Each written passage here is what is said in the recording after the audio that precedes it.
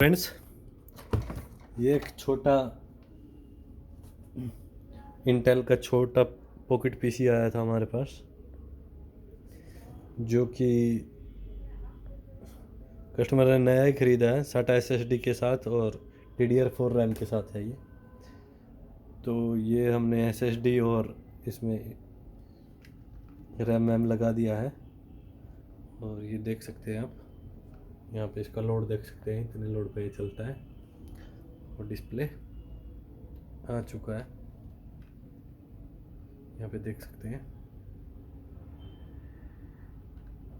तो चलिए, thank you.